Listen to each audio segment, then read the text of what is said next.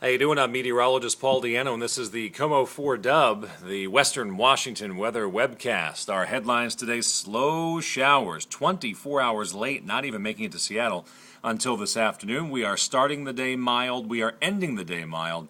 I think we're still on pace for that warmest January in Seattle's history. How you doing? Meteorologist Paul Diano here. Lots to go over, including two bold predictions for the weather in Western Washington this next month. February predictions coming up in a minute. Back to the weather maps. Take a look at this stat. Crunch these numbers this morning. So far this month, we have had 23 different mornings where we stayed at 40 degrees or above in Seattle. How many nights below freezing? 32 degrees or below? Zero. The coldest we've been all month long is 35 degrees, but 23 different times we've stayed in the 40s. That is crazy for January. We have a couple areas of low pressure sitting just offshore, but watch their progression. They're heading almost due north, making no easterly progress whatsoever. So the same front that was offshore yesterday is still offshore today, so it's going to take a while to get this rainfall in here. And once it gets here, it's going to be light. And we're talking about considering the source. Look at where the arrows are coming from that are heading in our direction. Upper level low pressure hasn't moved. The jet stream dipping to the south and then coming up from the tropics and transporting that air here. That combined with an offshore flow is keeping us very, very mild. But January is almost finished. As a matter of fact, the next KOMO 4 dub will be on Monday, February 1st.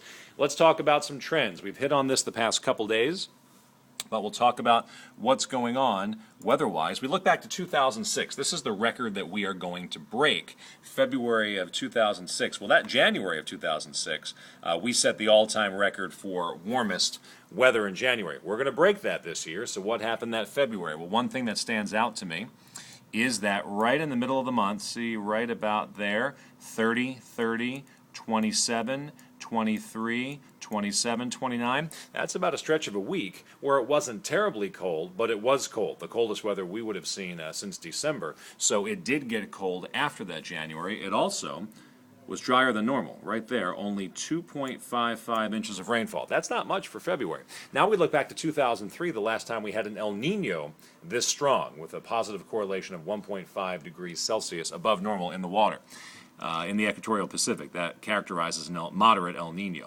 1.76 inches of rainfall in February of 2003. Another dry month in this type of pattern, and that year we also got colds. I know that's only two examples, but I look back at some other examples of similar Januaries and saw what happened, and here's what I got as we get back to the extended forecast in a second. A couple bold predictions for the entire month of February. I'm saying two things. No specifics for any one day, but I'm going to tell you this. It is going to get cold again. We're going to drop below freezing a couple more times before February is finished, and it will be drier than normal.